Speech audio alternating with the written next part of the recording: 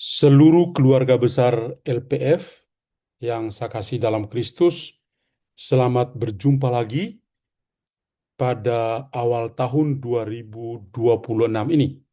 Kita sudah bertemu di sepanjang tahun 2025, tapi ini bagi saya pertama kali bisa hadir dan menyapa seluruh keluarga besar Loving Prayer Family. Dan pada siang hari ini, eh, tema yang saya akan bagikan dalam pertemuan doa kita adalah bersahabat dengan Yesus. Tema ini memang menarik mengawali tahun yang baru ini, dan sepanjang tahun ini kita pada jam yang sama akan merenung bersama dengan Santa Faustina, seorang sahabat dari Tuhan Yesus sendiri. Seperti biasa, kita akan mulai dengan sebuah doa singkat, kemudian saya akan bagikan eh, hal rohani pada siang hari ini. Kita bersatu dalam doa, dalam nama Bapa dan Putra dan Roh Kudus. Amin. Allah Bapa dalam surga, kami bersyukur kepadamu, Engkau sungguh baik, Engkau mempersatukan kami pada siang hari ini untuk mendengarkan sabdamu dan belajar dari pengalaman rohani Santa Faustina. Semoga persahabatan kami dengan Yesus membuat kami berubah menjadi lebih baik. Semoga puasa dalam hidup kami menjadi sebuah transformasi dari hidup kami yang lama menjadi hidup yang baru bersama Engkau. Terima kasih Tuhan, namamu kami puji kini dan sepanjang masa. Amin. Dalam nama Bapa dan Putra dan Roh Kudus. Amin. Baik, seperti biasa saya menyiapkan materi dan akan membagikannya. Saya siapkan sebentar. Ya, sebagaimana saya sampaikan sebelumnya bahwa tema permenungan kita pada siang hari ini adalah bersahabat dengan Yesus. Mari kita perhatikan gambar yang bagus ini. Tuhan Yesus duduk bersama salah seorang muridnya, katakan demikian, dan mereka tertawa bareng. Wah, betul-betul bersahabat, bahwa ada penderitaan, ada kesederhanaan yang mereka alami, dia dari segi pakaian mereka, ya. Tapi yang paling penting adalah lihat wajah mereka. Mereka begitu bersahabat, dan inilah yang kiranya menjadi eh, pintu masuk bagi kita ketika kita bersahabat dengan Yesus. Nah, saya akan coba membawa kita pada hari ini dengan berkenalan dengan Yesus dan bersahabat dengan Dia dalam Injil pada hari ini, Injil Markus bab 2 ayat 18 sampai 22. Di mana dalam teks Injil kita ini terjadi ya perjumpaan. Murid-murid Yohanes Pembaptis, kita tahu bahwa Yohanes Pembaptis itu dia menyiapkan jalan bagi Tuhan. Dan kehidupan Yohanes Pembaptis juga penuh dengan kesederhanaan dalam hal makan, dalam hal berpakaian, dan tugasnya adalah berkhotbah tentang pertobatan. Dan hal yang dilakukan juga memberikan pembaptisan, termasuk membaptis Yesus. Maka Yohanes Pembaptis sendiri memiliki banyak murid. Dan kita juga tahu bahwa murid-murid Yohanes Pembaptis itulah yang nanti akan menjadi murid-murid Yesus. Ketika dia melihat Yesus dan dia mengatakan pada para muridnya, lihat anak domba Allah. Dan saat itu juga beberapa muridnya meninggalkan dia dan bersama-sama dengan Yesus dan menjadi muridnya. Maka murid-murid Yohanes yang masih bersama dengan dia itu memiliki kebiasaan yang baik, yaitu berpuasa. Sebagai orang Yahudi, mereka melakukan ini sebagai sebuah kebiasaan dalam hidup beriman. Dan orang-orang Farisi memang juga ikut berpuasa karena memang ini uh, ajaran agama mereka seperti itu. Nah, mereka itu mau supaya Yesus yang menjadi guru dan murid-muridnya juga haruslah seperti mereka, yaitu ikut berpuasa. Ternyata ya murid-murid Yesus malah tidak berpuasa. Lalu ini yang menjadi sebuah pertentangan kecil antara murid-murid Yohanes dan murid-murid Yesus, antara orang-orang Farisi dan Yesus sendiri. Maka mereka lalu datang dan protes kepada Yesus. Ya, kenapa murid-murid Yohanes itu berpuasa, sedangkan murid-muridmu tidak berpuasa? Dan reaksi dari Yesus luar biasa. Dalam Injil Markus bab 2 ayat 19 dan 20, Tuhan Yesus dengan tegas mengatakan, dapatkah sahabat-sahabat mempelai laki-laki berpuasa, sedangkan mempelai itu bersama-sama dengan mereka? Selama mempelai itu bersama-sama dengan mereka, mereka tidak dapat berpuasa. Tetapi waktunya akan datang, mempelai itu diambil dari mereka, dan pada waktu itulah mereka akan berpuasa. Injil Markus bab 2 ayat 19 dan 20. Nah, ini menarik ya. Dalam komunitas Yohanes dan komunitas orang-orang Farisi sedang berpuasa dan sibuk dengan mau mengurus murid-murid Yesus. Tapi reaksi Yesus ini luar biasa. Dengan pertanyaan yang sederhana tapi menusuk. Karena Yesus itu melihat dirinya sebagai mempelai laki-laki. Sementara para muridnya adalah sahabat dari sang mempelai. Murid-murid tidak hanya sekedar sebagai murid, tapi mereka adalah sahabat dari Yesus sendiri. Maka ketika Yesus mengatakan, dapatkah sahabat-sahabat mempelai laki-laki berpuasa, sedang mempelai itu bersama-sama dengan mereka? Mana mungkin Yesus masih bersama dengan murid-muridnya, haruslah mereka tidak perlu berpuasa. Mereka harus bersuka cita. Ya. Dan inilah yang Yesus harapkan. Sebuah era baru yang mereka rasakan adalah ketika bersama-sama dengan Tuhan Yesus, haruslah ada sukacita, ada kegembiraan di antara mereka. Maka dia katakan, selama mempelai itu bersama-sama dengan mereka, mereka tidak dapat berpuasa. Kalau orang bersama-sama dengan Yesus, yang ada pada mereka adalah kegembiraan, joyfulness, sukacita. Dan Yesus tambahkan, tetapi waktunya akan datang, mempelai itu diambil dari mereka. Ketika Yesus itu memulai Paskahnya dengan menderita, sengsara, sampai wafatnya, nah saat itulah para muridnya diharapkan berpuasa, diharapkan menderita bersama Kristus. Maka seorang murid Kristus yang baik adalah ketika bersama Yesus, dia selalu bersuka cita.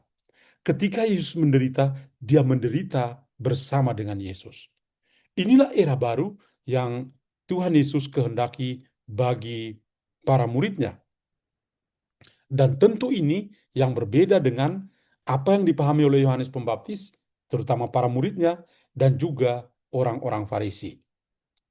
Nah, apa maknanya? Kedatangan Yesus itu menandai dimulainya era baru. Tadi saya katakan masa yang baru, era yang baru, yaitu era yang penuh dengan sukacita, penuh dengan kegembiraan. Kenapa penuh dengan kegembiraan? Karena Tuhan mau menyelamatkan.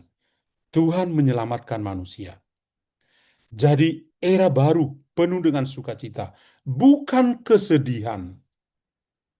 Dan caranya juga baru. Cara barunya itu tidak dapat ditambahkan ke dalam tradisi agama Yahudi atau agama yang lama. Hal ini memerlukan transformasi total, perubahan yang total, kantong kulit yang baru untuk anggur yang baru. Tidak bisa kantong kulit yang lama dan anggurnya baru. Pasti tidak akan cocok. Yang terjadi adalah kerusakan. Dan ini menyoroti ketidakcocokan antara legalisme kaku dari orang-orang Farisi yang sangat legalis dengan realitas yang segar, yang baru, dan menghidupkan dari kerajaan Allah. Tentu saja yang diwartakan oleh Yesus adalah kebaruan. Maka mari kita memandang gambar ini, gambar yang memang penuh dengan sukacita. Yesus bersama manusia yang bersukacita, bergembira. Murid-murid Yesus itu adalah sahabat-sahabat mempelai laki-laki, sahabat-sahabat dari Yesus. Dan harusnya dalam diri mereka adalah sukacita yang benar. Murid-murid Yohanes dan orang-orang Farisi itu berpuasa. Kenapa? Ini adalah tanda mereka masih menanti dan tanda penyesalan, pertobatan yang diajarkan oleh Yohanes kepada mereka. Kenapa? Karena Yohanes masih berpikir, ya, dia belum mengenal 100% tentang Yesus. Dalam bagian Injil yang lain, dia juga menyuruh murid-muridnya, ketika dia dalam penjara, dia suruh murid-muridnya, tanya Yesus, apakah dia yang kita nantikan atau masih ada orang lain lagi? Jadi Yohanes juga masih dalam keraguan, meskipun dia yang menyiapkan jalan bagi kedatangan Yesus. Maka semua pewartaan Yohanes sifatnya adalah supaya orang-orang yang sedang menantikan kedatangan Tuhan itu melakukan pertobatan. Sementara yang diajarkan oleh Yesus adalah sukacita karena hadirnya kerajaan Allah. Yesus sebagai sang pengantin pria, ya, itu menandakan bahwa waktu yang dinantikan sudah tiba, sehingga perayaan menjadi tepat, dan ajarannya, yaitu anggur baru. Dalam Injil hari ini kita mendengar tentang anggur baru, harus mengubah kantong anggur baru. Sistem yang lama bukan ditambalkan, atau kain yang lama tidak bisa ditambalkan pada kain yang baru atau pada kantong yang baru, karena sia-sia saja. Nah, lalu dari situ kita akan fokus pada berpuasa. Saya akan mengambil satu bagian saja kata berpuasa ini sebagai momen transformatif bagi kita.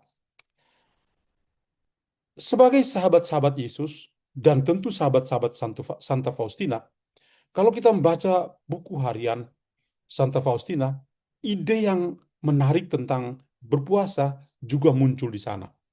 Sangat transformatif. Sifatnya betul-betul mau mengubah setiap pribadi untuk semakin mencintai Yesus sesuai dengan semangat dari Santa Faustina ini.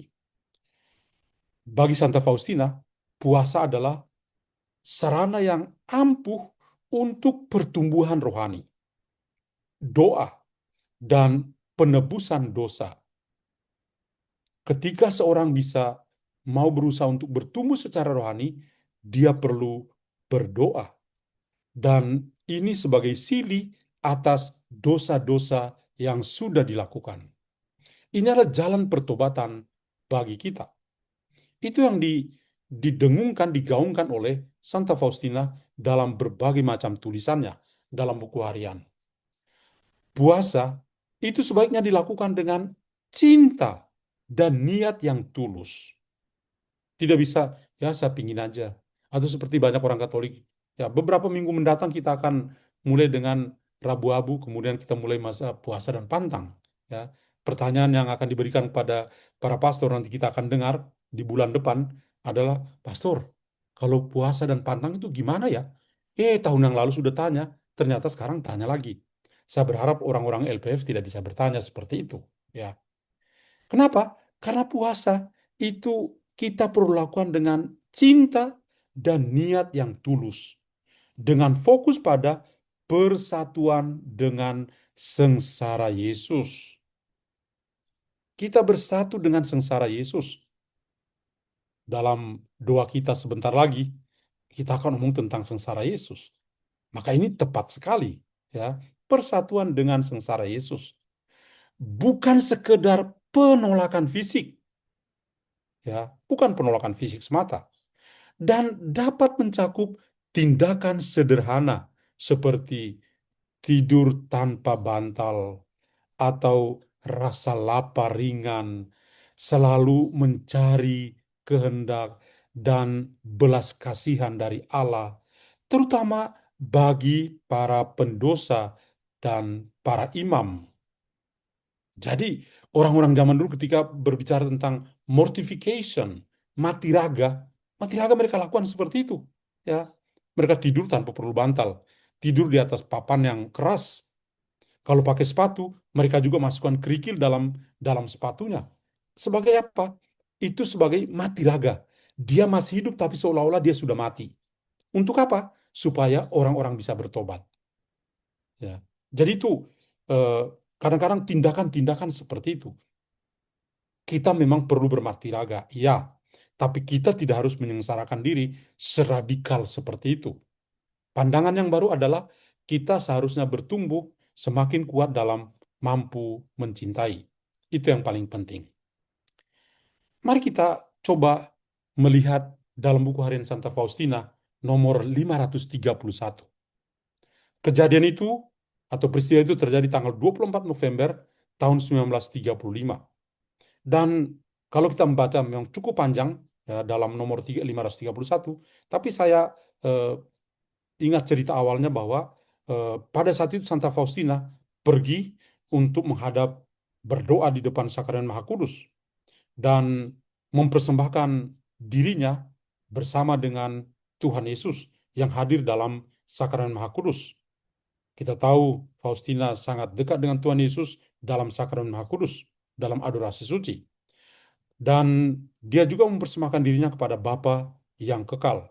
Kemudian, Santa Faustina mendengar kata-kata dari Tuhan Yesus supaya Santa Faustina, waktu itu Suster Faustina, itu tetap bersekutu, tetap bersatu dengan rekan-rekan susternya di dalam komunitas. Jadi ini eh, relasi antar pribadi antara Faustina dengan Tuhan Yesus, tapi pesan Yesus ini mengingatkan Faustina supaya dia juga erat bersekutu dengan eh, atau bersahabat dengan para suster. Dan pada bagian terakhir dari nomor 531 itu Tuhan Yesus berkata kepada Santa Faustina begini, engkau akan memadukan doa, puasa, mati raga, kerja keras, dan semua penderitaanmu dengan doa, puasa, mati raga, kerja keras, dan penderitaanku. Dan karena itu, mereka akan memiliki kekuatan di hadapan Bapakku. Ini bagian terakhir dari nomor 531 yang bagi saya sangat mengesankan. Relasi persahabatan antara Santa Faustina dengan Tuhan Yesus itu tidak hanya sebatas pada mereka persahabatan antara Faustina dan Yesus, tidak. Tapi Tuhan Yesus menghendaki supaya persahabatan dengan Yesus itu juga mengikat rekan-rekan Santa Faustina atau Suster Faustina di dalam komunitasnya. Maka harapan dari Yesus seperti ini, Anda akan memadukan doa, puasa, mati raga, kerja keras, semua penderitaan pribadi dari Faustina itu mau disatukan dengan penderitaan Kristus sendiri. Maka pengorbanan-pengorbanannya itu bukan pengorbanan dirinya sendiri. Penderitaan Faustina bukan penderitaannya sendiri, tapi dia mau supaya semua penderitaannya itu untuk persatuannya dengan Kristus yang menderita, tapi juga persatuannya dengan teman-temannya di dalam komunitas. Itu sebabnya kita temukan dalam nomor 531 ini beberapa hal yang membuat kita bertanya, bagaimana dengan kehidupan doa kita dalam LPF ini? Bagaimana dengan puasa kita? Bagaimana dengan mati raga kita? Bagaimana dengan kerja keras dari setiap kita? Bagaimana dengan penderitaan-penderitaan kita? Kita tidak menderita sendiri, tapi semua itu kita satukan dengan penderitaan Kristus sendiri. Santo Paulus mengatakan semua penderitaan kita itu untuk melengkapi penderitaan Kristus yang masih kurang di dalam gereja. Maka ini ya Sekali lagi saya bacakan, engkau akan memadukan doa, puasa, mati raga, kerja keras, dan semua penderitaanmu. Semua penderitaan kita sebagai LPF ini. Dengan doa, puasa, mati raga, kerja keras, dan penderitaan Kristus sendiri. Dan karena itu, maka semua orang yang kita doakan akan memiliki kekuatan di hadapan Bapa di surga. Maka, Ibu Bapak Saudara sekalian, keluarga besar LPF, apa yang harus kita lakukan? Yang pertama, kita dalam komunitas persekutuan LPF ini, Loving Prayer Family, harus berusaha untuk hari demi hari menjadi sahabat Yesus. Apa yang kita lakukan pada pagi hari, ada doa bersama, pada siang hari, jam seperti ini ada doa bersama, nanti pada malam juga, kadang-kadang ada pertemuan doa, haruslah membuat kita menjadi sahabat Yesus. Persahabatan dengan Yesus bisa ditandai dengan seperti pada gambar ini. Yesus bisa duduk dan makan bersama. Bagaimana orang-orang LPF? Apakah punya waktu untuk duduk dan makan bersama dalam keluarga? Suami, istri, anak-anak, duduk dan makan bersama. Menikmati di meja makan yang sama. Atau semua makan sendiri-sendiri. Lihat ini Yesus. Para murid bersahabat dengan Yesus, duduk dan makan bersama. Maka menjadi sahabat Yesus itu menjadi program kita. Yang kedua, bersukacita. Kalau menjadi sahabat Yesus, maka yang ada pada kita adalah sukacita. Loving Prayer Family, keluarga, ya, itu harus ada sukacita. Karena itu, ya, meskipun tinggal berjauhan, ada yang di Medan, ada yang di Jakarta, ada yang di Pontianak, ada yang di Ambon, kita berbeda-beda. Ada yang di luar negeri, ya. Tapi sukacita itu perlu. Ketika doa bersama seperti ini, haruslah membawa kita pada sukacita. Dan yang ketiga, berpuasa. Puasa yang paling penting bukan soal makan dan minum. Bukan. Orang-orang LPF, puasa yang benar menurut Santo Yohanes Chrysostomus, puasa yang benar adalah kita berpuasa untuk tidak berbuat dosa.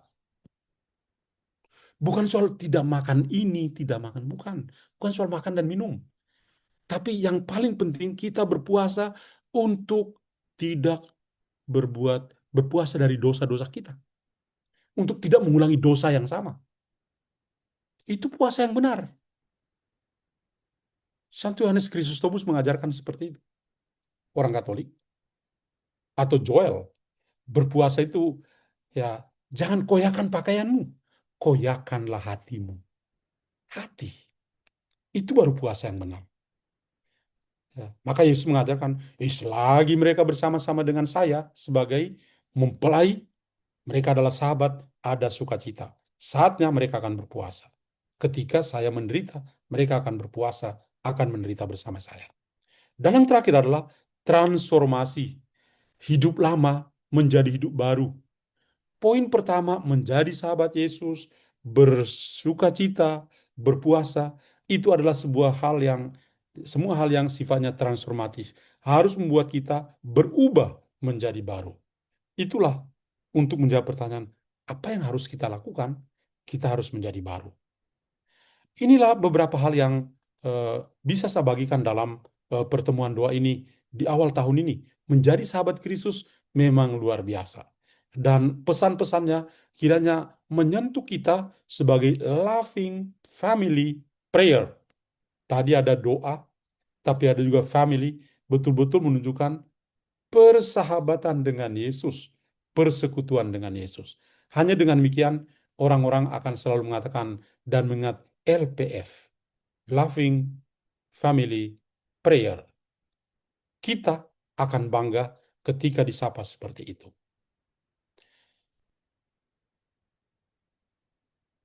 Dan sekarang saya akan berikan berkat penutup.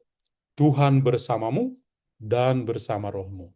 Semoga Allah yang Maha Kuasa memberkati kita semua, Bapa dan Putra dan Roh Kudus. Amin. Tuhan berkati kita semua.